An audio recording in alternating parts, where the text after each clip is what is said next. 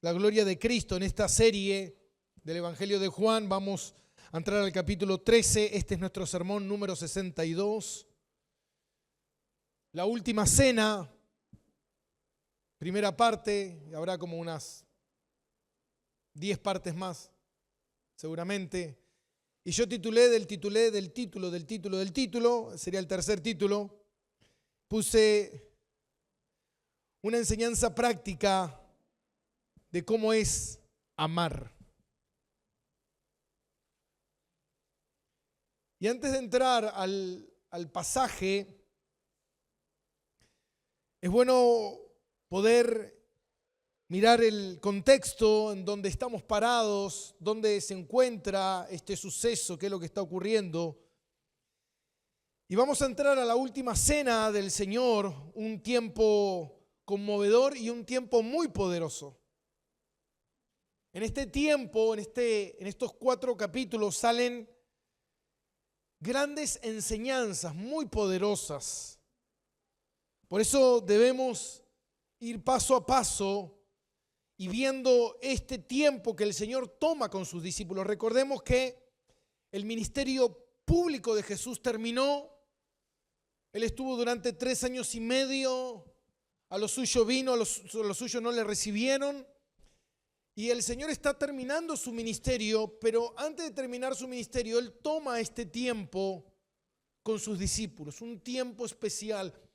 Es interesante porque lo maravilloso, uno dice, ¿cómo puedo creer en Cristo? Mira, el Señor está en control de todas las cosas. Él no se iba a ir sin antes tener este tiempo con sus discípulos, sin antes encomendarles la tarea, sin antes ministrarlos, sin antes fortalecer su fe, sin antes entregarles su legado. Es un tiempo especial, es como que el Señor antes de irse a reunir con el Padre, el Señor deja todo arreglado, hasta incluso deja arreglados los asuntos de su madre. Cuando Él está en la cruz, Él está en control total, absoluto. Y le dice a Juan, te dejo a mamá. Mamá, ahí tienes un hijo, a Juan. Es tremendo, cómo el Señor está en control de toda la situación. A veces nosotros podemos ver todo esto que sucede y podemos ver la maldad de los hombres pensando que el Señor es víctima de todo ese atentado y de toda esa maldad, pero no. El Señor siempre estuvo en control de todas las situaciones. Él es el Rey y Él es el poderoso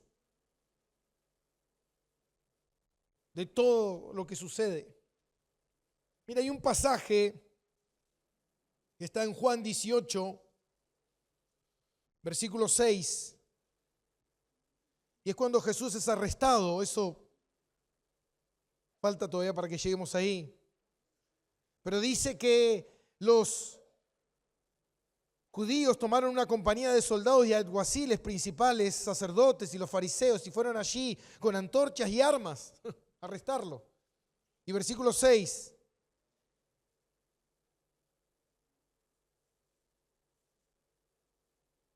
Y dice, cuando les dijo, yo soy, retrocedieron y cayeron a tierra.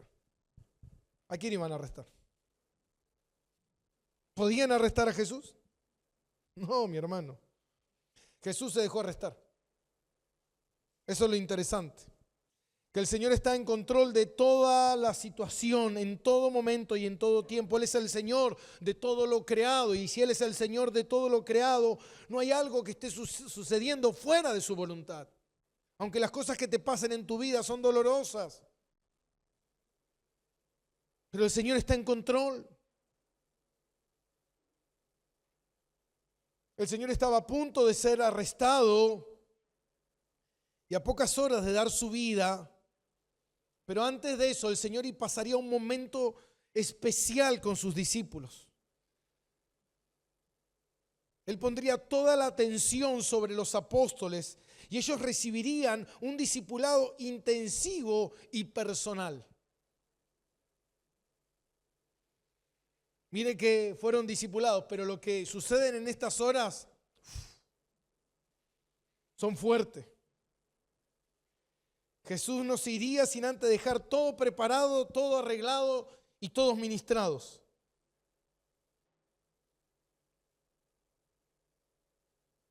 Por eso, como le dije al principio, el Espíritu Santo invierte el 20% del Evangelio de Juan en estos 4 capítulos, en este suceso que ocurre en el aposento alto, en esa noche, antes de ser arrestado. Esto, en el momento que nos encontramos, es jueves a la noche. Ahora, muchas veces han surgido controversias con respecto a cómo el Señor puede estar comiendo la cena, la última cena, la cena de Pascua, el jueves a la noche, si cuando Él es arrestado, dicen los saduceos, los fariseos, que ellos se quieren apurar para ir a comer la cena de Pascua. Entonces, hay como una dicotomía en eso. ¿Y qué es lo que sucede? La realidad es que había 2 formas de contar los días, o cómo se contaban los días. Una cosa eran los galileos contaban desde el amanecer hasta el amanecer, y los saduceos, que eran de Jerusalén mayormente, ellos contaban del atardecer al atardecer. Por eso el Señor por eso era muy importante, y esto era beneficioso también para el tiempo de Pascua, porque había 2 tiempos de sacrificios, unos los jueves y otros los viernes. Entonces eso servía para que no se cargara tanto, y tenían 2 maneras de ver los días.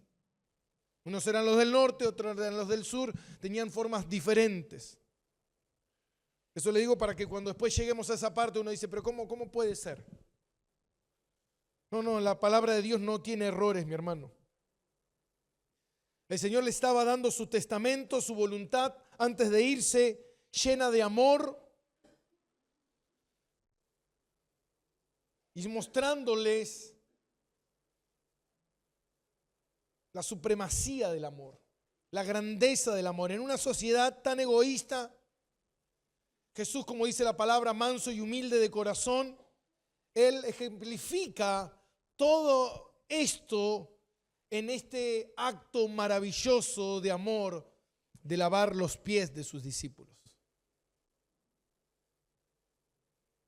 Qué manera, ¿no?, de cerrar. Qué manera de irse, ¿no? Qué enseñanza. Ellos estarían celebrando la última cena con autoridad divina, y a partir de aquí en adelante sería un nuevo memorial, que es lo que hacemos nosotros. Ya no recordarían la sangre de los dinteles, sino que recordaríamos la sangre del Santo Cordero derramada en rescate de los suyos. Juan es el escritor que más registra este suceso del aposento alto. Pero Juan no registra cómo llegaron al aposento alto, sino que Juan ya nos posiciona, y por eso quiero que vayamos a Lucas, capítulo 22, versículo 7. Dice, llegó el día de los panes, no sé si lo tiene Lucas, 22, 7. Dice, llegó el día de los panes sin levadura, el cual era necesario sacrificar el cordero de la Pascua. Jesús envió a Pedro y a Juan. Es interesante, Juan no relata esto, pero Juan lo vivió, diciendo, id y preparad las Pascuas para que la comamos. Y ellos le dijeron, ¿dónde quieres que la pasemos? Y él le dijo, he aquí, al entrar en la ciudad os saldrá al encuentro un hombre que lleva un cántaro de agua. Seguidle hasta la casa donde entrare y decid al padre de familia de esa casa, el maestro te dice, ¿dónde está el aposento donde he de comer las Pascuas con mis discípulos? Entonces él os mostrará un gran aposento alto, ya dispuesto, preparad allí. Y fueron pues y hallaron como les había dicho, prepararon las Pascuas, la Pascua. Ahora, era muy común estos lugares en Jerusalén y la cercanía de Jerusalén, eran lugares muy comunes donde los habitantes tenían grandes salones donde los peregrinos que venían de diferentes regiones, recuerden que en Jerusalén vivían aproximadamente 800,000, 500,000 y de repente había 4 millones de habitantes en esas fiestas tan importantes, 3 fiestas tan importantes que ellos tenían. Entonces venían muchos peregrinos y los habitantes de esa región mayormente tenían aposentos y lugares donde hospedaban y le daban el servicio y como se hace hoy en día, ¿no? Cuando uno va de vacaciones a un lugar, a veces los habitantes de ese lugar tienen unos departamentos, unas habitaciones, cosas preparadas para las personas que vienen de visita, los peregrinos que vienen. Y eso era muy común. Y este es el lugar donde ellos se van a reunir a celebrar la última cena, donde el Señor les va a entregar a ellos una gran enseñanza. Les va a enseñar la importancia de ser un seguidor de Jesús. En ese contexto, el Señor lavaría los pies de ellos. Y dice Lucas 22, 24, dice, hubo también entre ellos una disputa sobre quién de ellos sería el mayor. Pero él les dijo, los reyes de las naciones se enseñorean de ellas, y los que sobre ella tienen autoridad son llamados bienhechores. Mas no es así vosotros, sino sea el mayor entre vosotros como el más joven, el que dirige como el que sirve. Porque ¿cuál es mayor, el que se sienta a la mesa o el que sirve? ¿No es el que se sienta a la mesa? Mas yo estoy entre vosotros como el que sirve.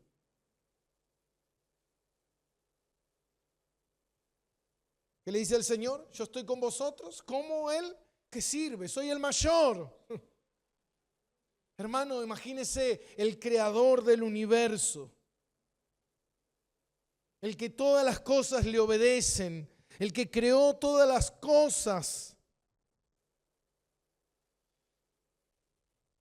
Viene a ser un acto tan humilde, el de lavar los pies de sus discípulos. Y ahora quiero con eso en mente que hemos leído, en ese contexto, recuerden que nosotros podemos ver en los demás evangelios lo que estaba sucediendo, lo que estaba ocurriendo en esa noche, y había ese espíritu en ellos de competencia, de autoridad, de egoísmo, de quién sería mayor, de quién sería más importante. En ese contexto, quiero que vayamos a Juan, capítulo 13.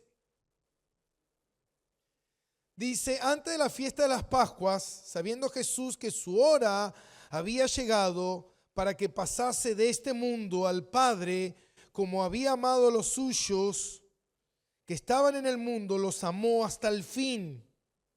Quiero ir versículo por versículo. Jesús estaba en completo control de todo lo que estaba sucediendo. No era algo que tomaría de imprevisto el Señor. El Señor sabía que su hora había llegado. El Señor entendía que era un momento donde Él iba a pasar al Padre. Pero dice que amó a los suyos hasta el fin, telo. Fin, telo. Eso significa un amor completo, un amor perfecto, un amor total.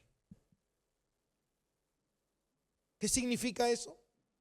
Significa que el Señor amó a los suyos y les entregó el total de su amor.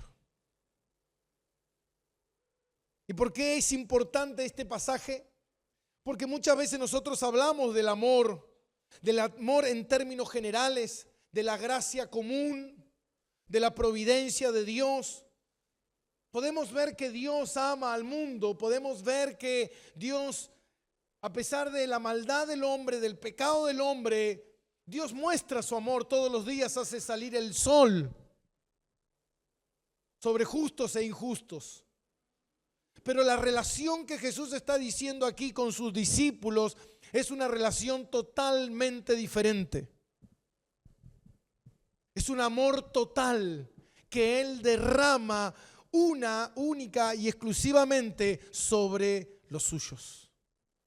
No sobre los apóstoles, no sobre la iglesia de ese tiempo, sino sobre todos los que son comprados con la sangre de Jesús. Todos los que son comprados con la sangre de Cristo reciben el amor total de Él, sin límite. Todo lo que Él es de amor, lo recibe esa persona. Como decía Pablo en Romanos 8, ¿no? ¿Quién nos podrá separar del amor de Cristo? ¿Algo? ¿Tribulación, angustia, hambre, espada? ¿Algo nos puede separar del amor de Cristo? No, nada. Porque su amor es total, derramado sobre los suyos. Dice que los amó hasta el fin. Les dio todo su amor. Versículo 2. Y cuando cenaban, como el diablo ya había puesto en el corazón de Judas Iscariote, hijo de Simón, que lo entregase, sabiendo Jesús que el Padre le había dado todas las cosas en las manos y que había salido de Dios y a Dios iba, se levantó de la cena y se quitó su manto y tomando una toalla se la ciñó. Ahora, cuando podemos ver este contraste entre Jesús hablando de un amor total, de un amor perfecto, de un amor completo sobre los suyos, en el versículo 2, el Espíritu Santo nos deja ver el corazón de Judas. Nos deja ver el corazón de Cristo y nos deja ver el corazón de Judas. Entre este contraste entre la luz de Cristo, nuestro amado, y la oscuridad que alberga el corazón de Judas. El amor de nuestro Señor y el odio con el cual Judas era abrigado, viendo y escuchando todo lo que podía ver de Jesús, nada lo conmovía, nada lo cambiaba de su posición, mi hermano. Muchas veces nosotros queremos hacer todo lo imposible para que una persona pueda ver el amor de Dios, pueda entender el amor de Dios, puedas entender que la vida se agota, que la vida es corta, como dice en Hebreos, que prontamente moriré y estaré delante de Dios siendo juzgado.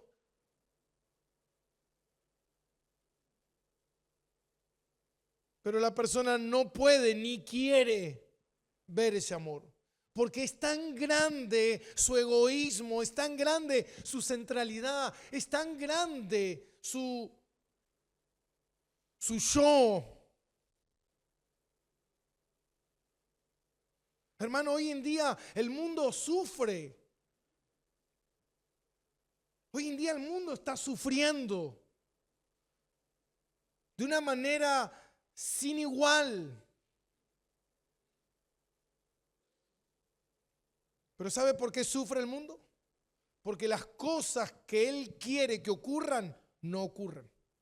Porque no tengo lo que quiero, por eso estoy sufriendo. Porque la vida no es como yo quisiera que sea. Porque no recibo lo que merezco recibir, el honor, porque no me tratan como deberían tratarme, porque no me valoran, porque no me honran. Hermano, lo único que nosotros merecemos en la vida es arder por siempre en el infierno. Es lo único justo que nosotros merecemos. El resto, hermano, es pura gracia. Nuestros actos merecen ser juzgados. Y si no, ya lo verás en el momento en que Cristo venga a juzgar a cada uno según haya hecho. Si Cristo no es tu intermediario, si Cristo no tomó tu lugar, si Cristo no te perdonó, si Cristo no es el sustituto, tú vas a pagar por cada acto pecaminoso eternamente en el infierno. Y ahí recibirás toda la justicia que mereces. Hermano, a veces nosotros nos pasamos la vida quejándonos.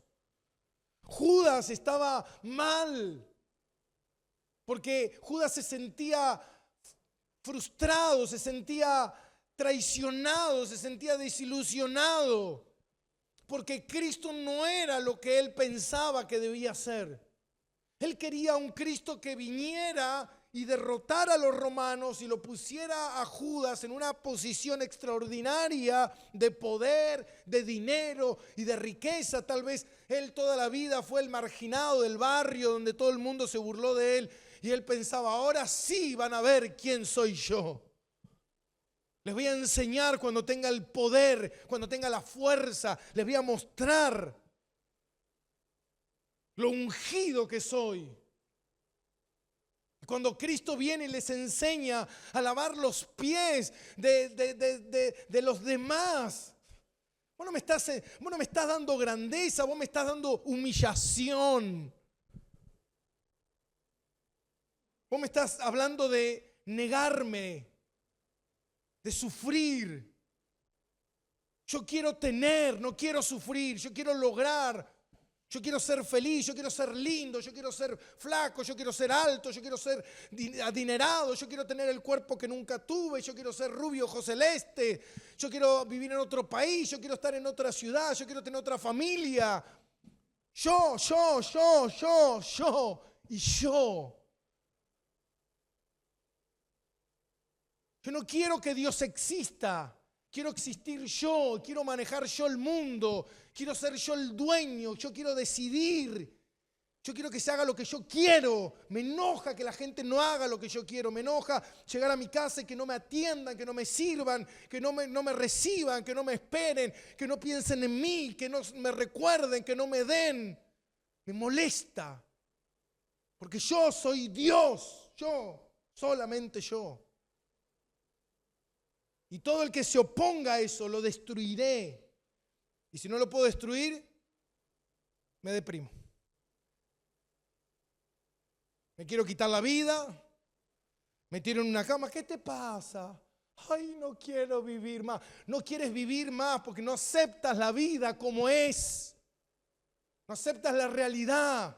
No quieres morir a tu yo. Quieres seguir viviendo tú.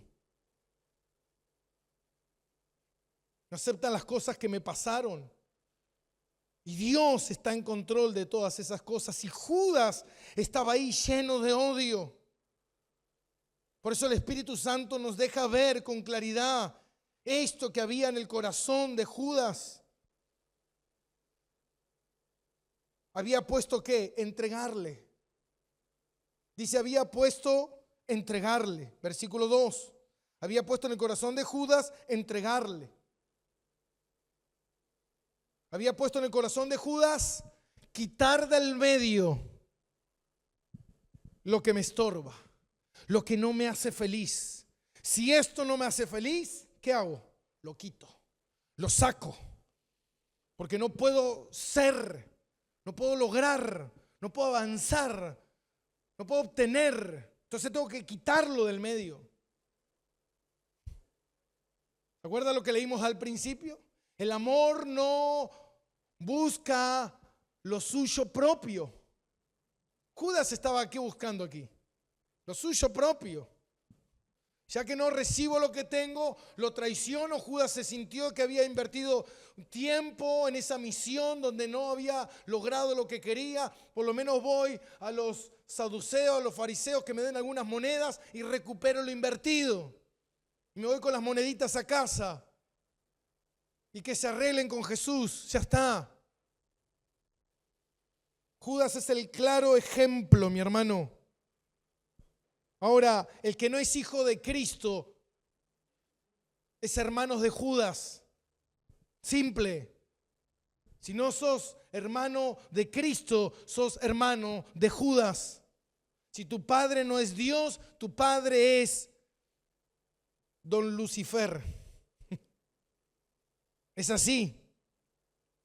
Porque solamente hay una manera de poder conocer el amor de Cristo. Y es naciendo de nuevo. Es que Dios te cambie el corazón, te quite el corazón de piedra y te dé un corazón nuevo.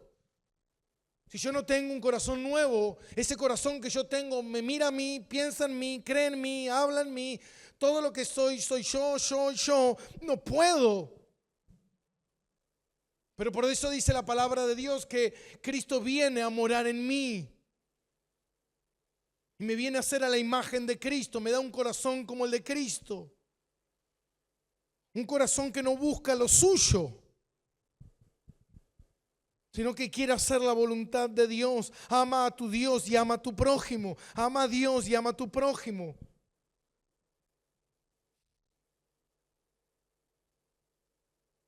Dice el versículo 3, sabiendo Jesús que el Padre le había dado todas las cosas en la mano y que había salido de Dios, a Dios iba. Entonces Jesús, es inminente esto, deja esta gran enseñanza.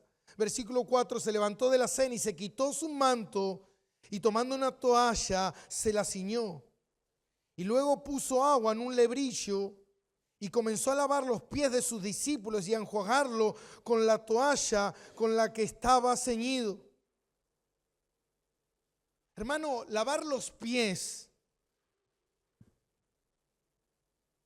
era algo muy bajo, muy denigrante. En ese tiempo, recuerden que la gente, no había asfalto como tenemos hoy en día, no había auto, no había transporte, la gente andaba caminando, la gente no tenía zapatillas, no existían las zapatillas, no existían las Nike, ni Adidas, ni nada por el estilo. Solamente había sandalias y la gente se ensuciaba constantemente los pies, los caminos estaban llenos de polvo. Y cada vez que uno iba a la casa de alguien era invitado a cenar, uno se sentaba mayormente, recuerden que eran grandes alfombras, y uno se sentaba, se recostaba, eran como mesas muy, muy bajas, como si fuese esta tarima, y donde uno se recostaba y tal vez tenía los pies cerca de otro. Entonces era importante tener los pies limpios. Y esa labor mayormente siempre era la labor del esclavo de más bajo rango. El esclavo más raso era la persona encargada de lavar los pies de los invitados. Cuando tú llegabas, te sentabas y venía un sirviente y te lavaba los pies. Ni siquiera te los lavabas tú mismo, te los lavaban. Entonces era una tarea muy denigrante, una tarea que la gente se burlaba diciendo: terminarás lavando los pies.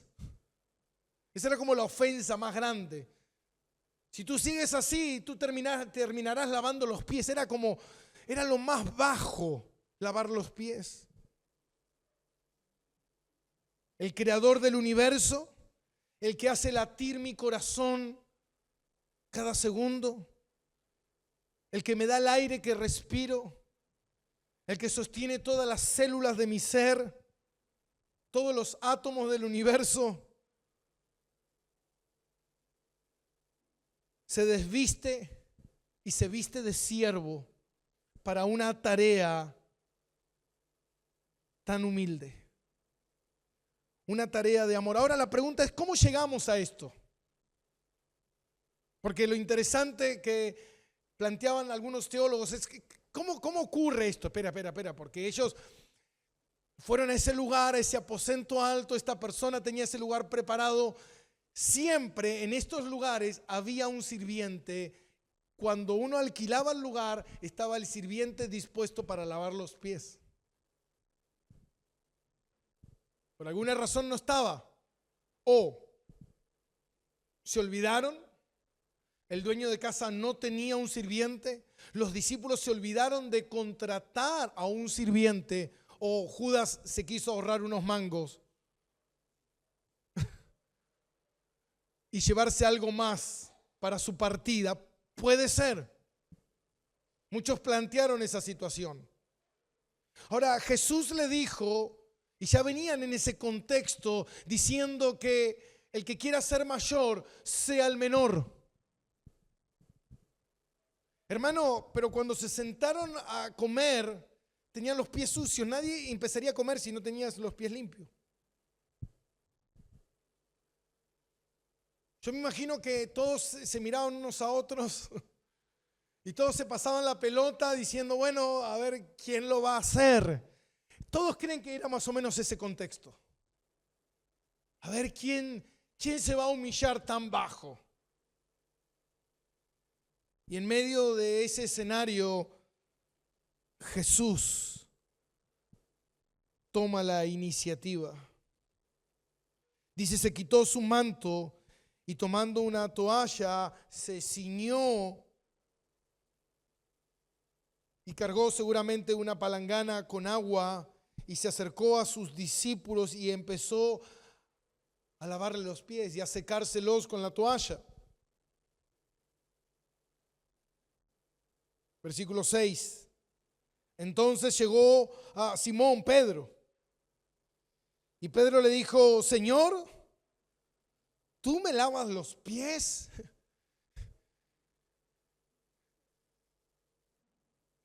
¿Es correcto esto?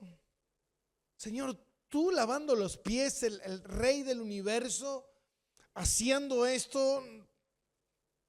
Entonces Jesús le dijo, lo que yo hago, tú no lo comprendes ahora, más lo comprenderás después.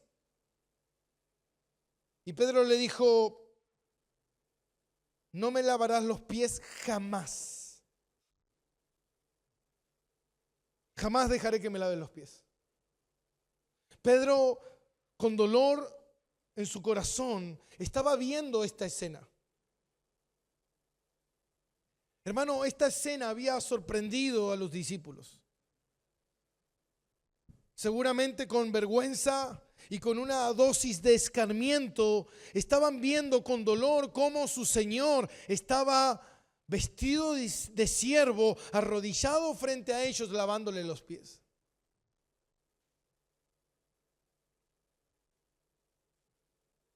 Pero no era de extrañarse que Simón saliera a escena, ¿no? Siempre Simón tan impulsivo, apareciendo en escena, diciéndole jamás dejaré que esto ocurra. No permitiré que un superior a mí me lave los pies, hermano, porque era algo impensado. No se conocía esto ni siquiera en la cultura judía, ni tampoco se conocía esto en la cultura romana, que un superior hiciera tareas de alguien inferior. Nunca. Siempre el superior hace sus tareas, pero no hace nunca tareas de alguien encargado de tareas inferiores, jamás. Entonces, Pedro dice, jamás, yo al contrario, yo debería lavarte los pies a ti, tú no deberías lavármelos a mí. Y Jesús le respondió y le dijo, si no te lavare, no tendrás parte conmigo. Y le dijo Simón Pedro, Señor, no solamente mis pies, sino también las manos y la cabeza. Al escuchar esto de Jesús, Pedro salta al otro extremo. Pedro era extremista. No me laves, ahora de repente, Señor, lávame como un bebito completo. ¿Qué necesitas? Jabón te traigo, pero lávame. Cuando escuchó, no tendrás parte conmigo en el reino si no hago esto. Pedro. El Señor estaba enseñando dos verdades aquí que nosotros debemos por un momento desmenuzar. La primera de ellas, lo que el Señor le estaba diciendo, que Él no vino como un conquistador al mundo, sino que Él vino como un siervo. Algo que después ellos entenderían. Más adelante, cuando Cristo muriera y Cristo resucitara, ellos entenderían que la misión de Jesús no era venir como un rey conquistador, sino como un siervo sufriente. Él vino a servir. Él vino a servirnos, mi hermano. Mire qué acto el de Cristo. Cristo dio la vida por ti. ¿Cómo no servirle si Él me sirvió dando su vida por mí? Mire qué acto. Ya cuando Él venga nuevamente, Él vendrá a reinar. Ya no vendrá a dar su vida, sino que Él vendrá a reinar. Pero cuando Cristo vino a servir. Y lo que Él le estaba enseñando a sus discípulos era esto, que Él estaba sirviendo. Que el acto más grande de un hijo de Dios es servir. Hermano, a veces queremos saber mucho de teología. Queremos saber mucho de cosas eclesiásticas. Pero a veces nos olvidamos que el acto más grande es servir. El acto más grande es obedecer. El Señor mismo enseña que Él se agrada más de la obediencia que del sacrificio. Nosotros estamos llamados a servir. El conquistador del mundo, mi hermano, el rey, estaba sirviendo. Y la segunda parte es que le dijo, si no te lavares no tendrás parte conmigo. Y lo que el Señor estaba diciéndole a Pedro es que todo creyente para relacionarse, toda persona para relacionarse con Él necesita ser un creyente que necesita ser limpio. Una limpieza espiritual. Necesita ser lavado. Sus pecados, necesita ser lavado de sus pecados, de sus transgresiones, para poder tener relación con Él. Si no estoy lavado, no puedo tener una relación con Él. Necesito nacer de nuevo. Necesito que Él me limpie. Necesito que Él me lave. Entonces Pedro le dijo, bueno, no solamente mis manos, sino también mi cabeza. Y Jesús en el versículo 10 le dijo, el que está lavado no necesita sino lavarse los pies, pues está todo limpio. Vosotros limpios estás, aunque no todos. Esto hablaba de Judas. Judas era el que no estaba limpio. Los demás estaban limpios. Y lo que el Señor estaba diciéndoles es que cuando tú te lavas los pies, este lavamiento de pies que estaba mostrando la humildad de que si Él, siendo el más grande, estaba haciendo el acto más bajo de todos, el servicio más bajo de todos, lo estaba haciendo Él. Y lo que les estaba enseñando es que no necesitas más que lavarte los pies. Y esto habla del arrepentimiento diario, la búsqueda diaria, que nosotros lidiamos constantemente con nuestros pecados, que moran en nosotros hasta que entremos en gloria. A pesar de haber sido limpiados por completo, porque el Señor perdonó todos mis pecados y yo tengo entrada al trono celestial y mi nombre está anotado en el libro de la vida, yo sigo pecando. Y esto es lo que habla de la suciedad diaria, de caminar en este mundo, de estar caminando en este mundo, de estar ensuciándonos constantemente con el pecado hasta que entremos en gloria. Por eso necesitamos lavarnos los pies. ¿Cuándo? Todos los días. Todos los días. Todos los días necesitamos orar, todos los días necesitamos pedirle perdón a Dios, todos los días necesitamos limpiarnos con su palabra. ¿Cuándo? Todos los días. Bueno, yo no lo hago eso muy seguido, pastor. No, ya sé, tener los pies más sucios. Pero hoy somos invitados a comer. Hoy somos invitados a la cena del Señor. Si ya estás todo limpio, lávate los pies. Arrepiéntete de tu pecado. Si tienes un problema con alguien, pídele perdón. Y ven con un corazón limpio a reunirte con tu Señor. Eso es lo que hacemos los domingos, mi hermano. Nosotros venimos y nos limpiamos de nuestros pecados y pedimos perdón delante del Señor y venimos a renovar nuestras fuerzas, a continuar, a seguir el camino hasta que un día entremos en gloria. Pedro estaba sorprendido con lo que le estaba diciendo. Dice versículo 11: no todos están limpios, porque sabía a quién le iba a entregar. Por eso dijo, no están todos limpios todos. Así que después de que les hubo lavado los pies, tomó su manto y volvió a la mesa y les dijo, ¿sabéis lo que os he hecho? Vosotros me llamáis maestro y señor y decís bien, porque lo soy.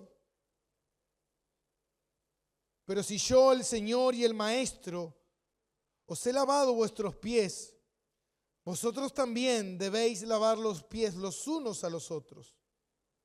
Porque ejemplos os he dado, para que como yo os he hecho, vosotros también lo hagáis.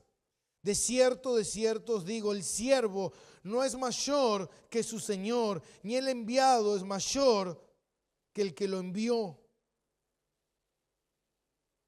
Y último pasaje, y tan importante. Si sabéis estas cosas, bienaventurados seréis si las hiciereis.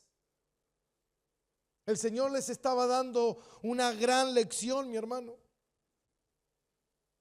El Señor les estaba enseñando el acto de la humildad, que ser un hijo de Dios, por más que seas el mayor entre los hombres, fuimos llamados a servir.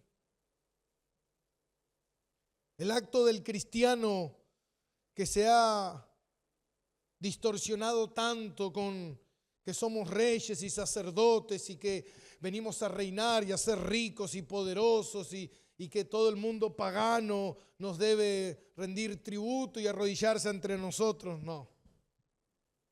Cristo no enseña eso. Cristo enseña que la vida de un hijo de Dios es una vida de sacrificio. Es una vida de entrega, es una vida de devoción, es una vida de servicio. Es una vida de limpiar pies. Es una vida de servir al otro. Por eso le pregunta, ¿sabéis lo que he hecho? ¿Entienden esto? Jesús quería enseñarle la importancia de la humildad y el servicio. El rey del universo estaba siendo rebajado a lo más bajo, sirviendo como un siervo. Por eso dice Lucas 6:46, ¿por qué me llamás o por qué me decís Señor, Señor? Si no hacéis lo que digo, o en otras versiones, si no seguís mi ejemplo. ¿Por qué soy tu Señor y no tomás mi ejemplo? Pero el versículo 17 es muy interesante, porque dice, si sabéis estas cosas, bienaventurados seréis si las hicierais. Qué importante es entender esto. Hermano, la bendición viene con la obediencia. La bendición no viene con un acto profético, ni con cosas raras, ni con que alguien te unja, ni nada por el estilo. Decía John MacArthur, la bendición viene obedeciendo la palabra del Señor. Muchas veces nos alejamos de las bendiciones porque no obedecemos la palabra de Dios.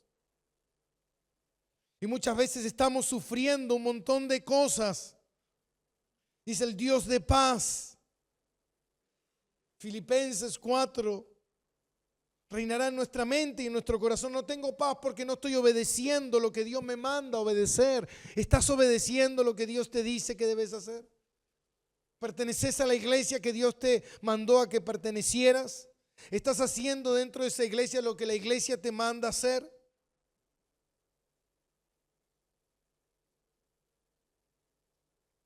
Por eso dice el Salmo 119:1, dichosos los que van por camino de perfección y los que andan conforme a la ley de Dios o ley de Jehová.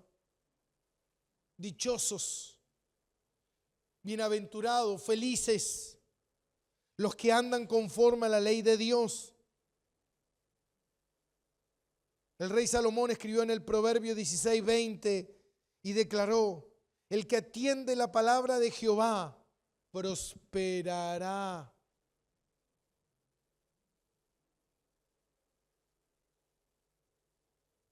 En una oportunidad Jesús, cuando estaba reunido y vinieron su madre y sus hermanos, en Lucas 11:28 dice: bienaventurados los que oyen la palabra de Dios y la guardan. Hermano, el creyente no es creyente para vivir una vida fuera de la obediencia. Si soy un verdadero creyente, fui llamado a obedecer la palabra de Dios.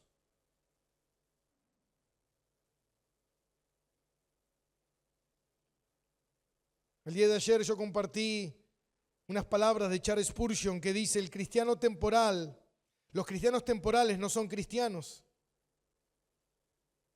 Quien quiere tomarse unas vacaciones de este servicio divino nunca ha entrado en él. No existen vacaciones de la vida cristiana. No existen, bueno, más o menos. No, mi hermano, o estás o no estás. Por eso algo que destaca al verdadero creyente es la obediencia. Cristo vino a obedecer al Padre. ¿Y era qué? Dar su vida en rescate de muchos. Y dio el ejemplo. Sirvió hasta lo último. Los amó hasta el fin.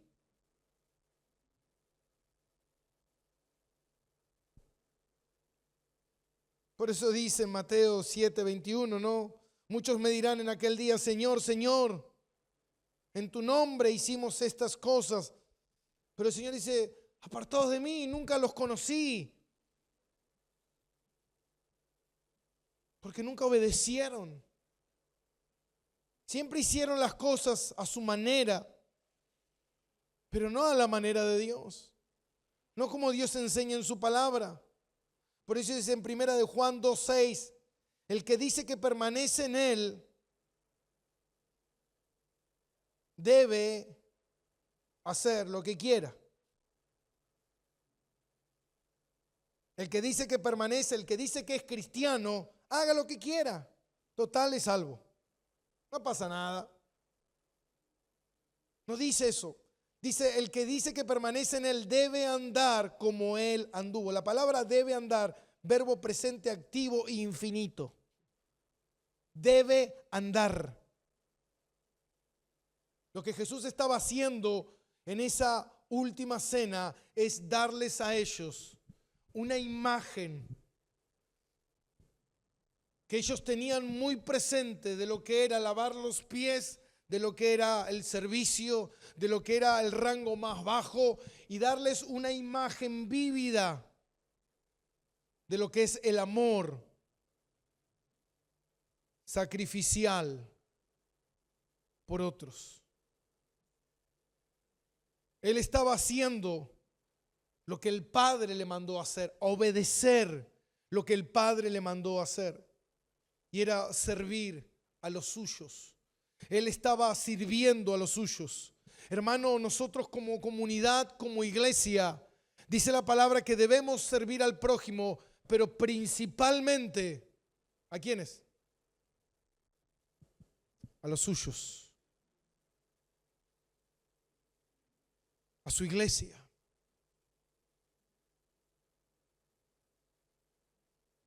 ¿Cómo estamos con eso?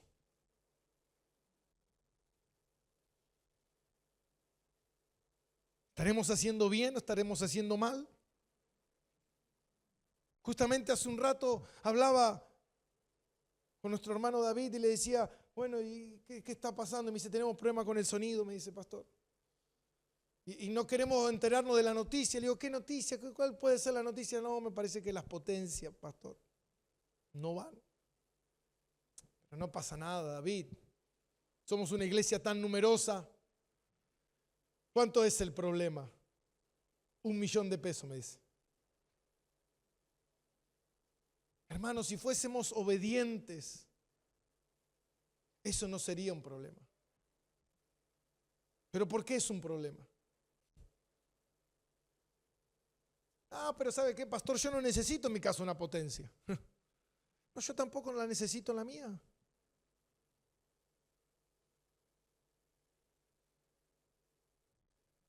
El otro día me dijo una persona, me dice, ¿sabes qué? Iba por la calle y vi a una persona necesitada, entonces paré mi auto, bajé, tomé mi diezmo que justamente iba a la iglesia y se lo di a la persona que necesitaba. Yo le dije, y me dice, hice bien, ¿no? Una buena obra hice. Y yo le dije, mira, ¿quieres que te responda con emocionalismo, con heroísmo, o quieres que te responda con la Biblia? Le digo, hiciste mal. Pero era una persona necesitada. ¿Está bien? Jesús dijo, pobres siempre tendréis. Judas estaba diciendo un buen acto, ¿o no? Dijo, vendamos este perfume y désemos a los pobres. No, ese perfume no era para los pobres. Ese diezmo no era para el pobre. Ese diezmo era para una potencia. ¿Para qué necesita una potencia la iglesia? Para alabar a Dios. ¿Qué es más importante? ¿Darle al pobre o alabar a Dios? Dios dice, mi pueblo me alaba a mí. ¿Te das cuenta, mi hermano? Ahora, ¿tendría que haber ayudado al pobre? Claro que sí, pero no tomes del diezmo. Toma de tu pan y comparte con él. Pero nada tiene que ver con lo que estamos haciendo para Dios. A veces creemos que no debemos hacer esto para Dios, porque debemos hacer otras cosas. No, mi hermano. Eso es desobediencia. Eso es desobedecer lo que como iglesia local hemos establecido, lo que la membresía ha establecido, como nosotros debemos ser, de congregarnos, de asistir, de ofrendar, de servir, de estar, de prepararnos, de hacer.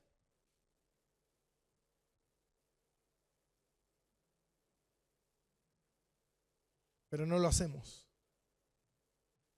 Porque nosotros queremos manejar nuestra vida según las necesidades que nosotros tengamos, según las cosas que nosotros creamos que son mejores. ¿Vos crees que son mejores? Dios no lo detuvo a esta persona, no lo detuvo, no se le paró. El Señor dijo, no lo hagas, no, ve, hazlo. Lo que creas que tengas que hacer en tu corazón, hazlo. Pero te digo algo, no has entendido nada la palabra de Dios. No has entendido nada la palabra de Dios.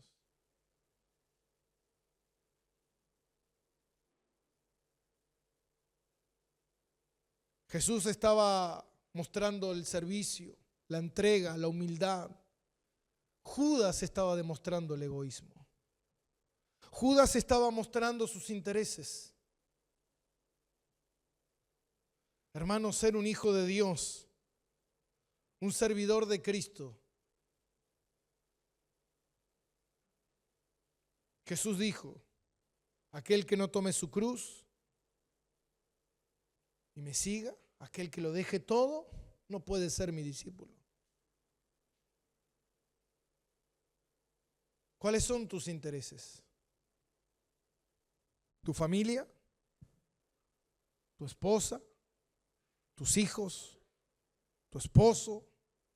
¿Tu hogar?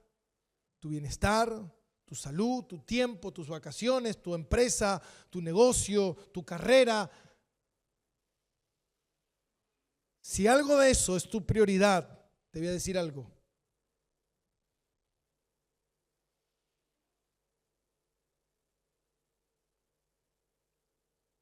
Por los frutos los conoceréis.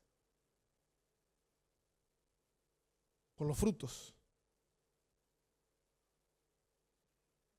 Jesús dijo, aquel que no deje padre, madre, hermano, hijo, esposa, tierra, casa, bienes, por causa de mí, y tome su cruz y me siga, no entrará al reino de Dios. Hermano, el reino de Dios no se entra por obras. No es que si hago eso voy a entrar al reino de Dios. No. Lo que tú debes analizar en la palabra de Dios es si verdaderamente estás en la fe o no. Porque tal vez me estoy engañando a mí mismo. Porque hacer todas esas cosas significa algo. Que Cristo me ha dado un nuevo corazón. Que he nacido verdaderamente y que realmente en mí hay un amor por encima de todas las cosas terrenales, que es Cristo Jesús.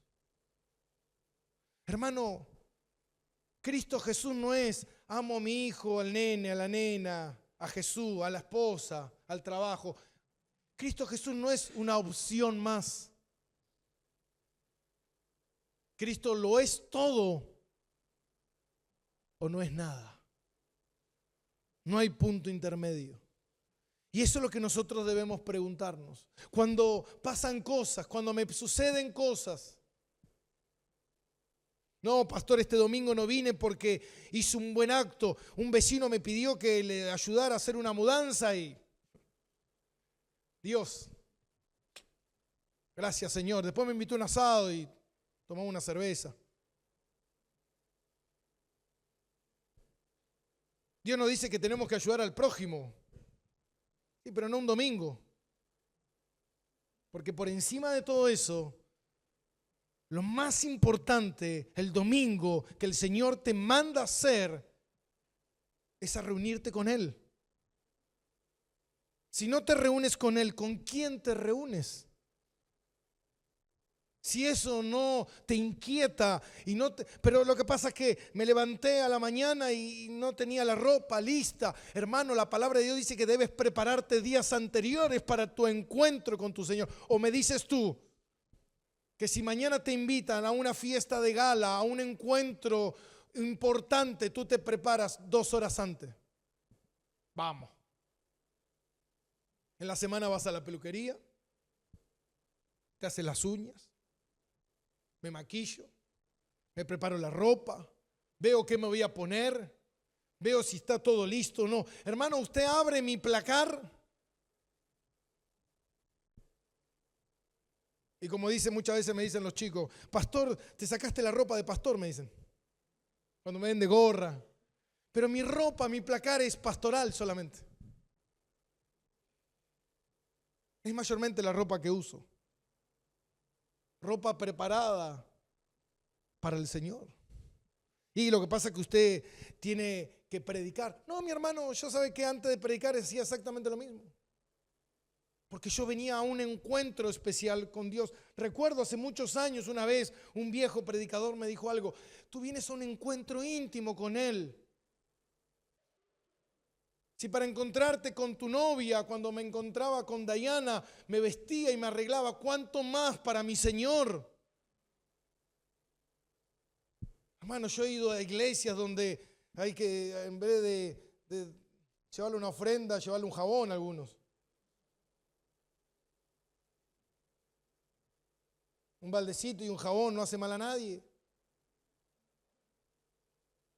Venimos así con toda la lagaña pegada, así con todos los pelos, así, todo desarreglado. Y bueno, el Señor me ama igual. Sí, el Señor te ama, pero se demuestra que tú no lo amas.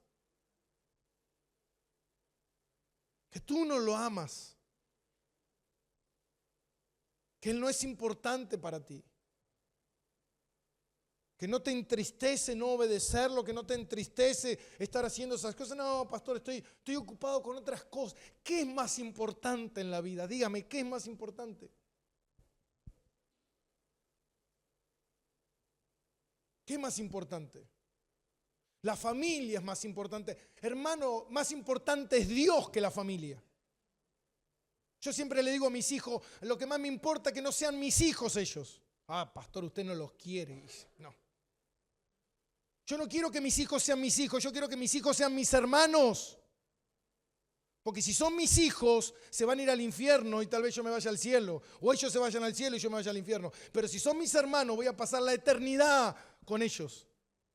Y mis hijos no van a ir al cielo porque sean mis hijos van a ir al cielo porque sean hijos del mismo Padre que yo tengo. Entonces vengo los domingos a santificarme, a entregarme al Señor y a orar por mi familia y a pedirle, Señor, los quiero también que ellos sean mis hermanos y que vayan al cielo. El acto más grande de amor es poder entregarte en servicio, en obediencia a Dios para que tu familia sea bendecida. No, yo paso más tiempo con mi familia y menos con Dios. No seas menso. No le estás regalando nada a tu familia porque el único cambio que puede venir, la única transformación, la única santificación, la única sanidad, la única restauración puede venir de Cristo, no de parte tuya. Tú no tienes ningún poder sobre la vida de las almas. Las almas le pertenecen al Señor. Él es el creador de las cosas. Él es el Señor. El único que puede hacer algo es el Señor, no nosotros. ¿O me vas a decir que alguien puede sanar algo, mi hermano? Yo si se rompe este micrófono, ¿sabe qué? Lo arreglo. ¿Sabe cómo suena el domingo que viene? Peor que antes. Porque yo no sé. Pero si esto está roto, ¿a dónde lo llevo? Al fabricante. Cayure. Yure. Anda mal. Dame, nene, yo sé cómo funciona esto. Este cable está roto. Hay que soldarlo. Él sabe. Lo mejor que tú le puedes dar a los tuyos es una vida santa. Es lo mejor que tú le puedes dar. Es una vida de sacrificio a Dios. Es que ellos puedan ver en ti un padre, una madre orando. Tú dices que amas a tus hijos. Eso no es amor, eso es egoísmo, mi hermano. Tú dices que amas a tus hijos y tú no te consagras a Dios, es mentira. Yo les quiero dar lo mejor. Hermano, si tú no le das a Cristo, a tus hijos, a tu familia, no le estás dando nada. Todo lo que le das es temporal. Que una casa, un momento, pasar tiempo, regalarles algo, es temporal. Todo en esta tierra será consumido, destruido. Vos vas a morir, tus hijos van a morir, tus nietos van a morir, tus tataranietos van a morir. Y todos un día compareceremos delante del tribunal de Cristo. ¿Qué vas a hacer ahí?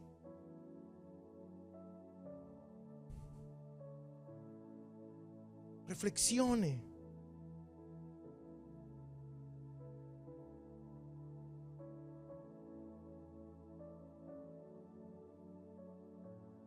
Que esta Santa Cena, así como fue la última de sus discípulos con el Señor, pero tal vez la más importante, tal vez este domingo sea la más importante en tu vida. Tal vez sea la Santa Cena, que tomes la Santa Cena y puedas reflexionar. ¿Qué estoy haciendo con mi vida? ¿Realmente estoy viviendo una vida de sacrificio para el Señor? ¿Realmente estoy entregado al Señor? ¿Realmente estoy haciendo lo que el Señor me mandó? ¿O sigo viviendo en mi circo? Mira, hermano, si vives en tu circo, por más que te mates para que las cosas cambien, no van a cambiar. Por más que trates de hacer todo lo posible para que me amen, no te van a amar. No, lo que pasa es que tengo que estar todo el día cuidándolo al maridito porque si no se va a ir. Mi hermano, si se va a ir igual por más que lo cuides.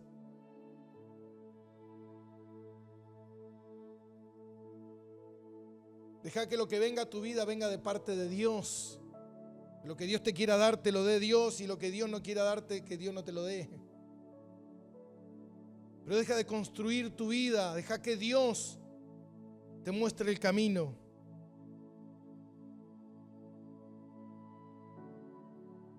Despójate de todo,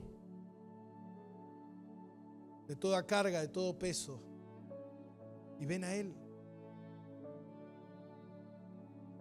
Lo que pasa es que a veces nos duele o nos molesta tener que decirle al Señor: Señor, ¿cuál es tu voluntad? Porque yo ya la sé.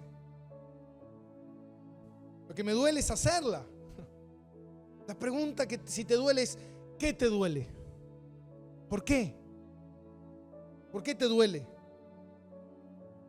¿Por qué te duele vivir para Dios? ¿Por qué? Porque me molesta no poder hacer lo que yo quiero, lo que yo creo, lo que yo siento. Cristo no vino a hacer su voluntad, Cristo vino a hacer la voluntad del Padre. Y la cena del Señor la dejó clara y evidente.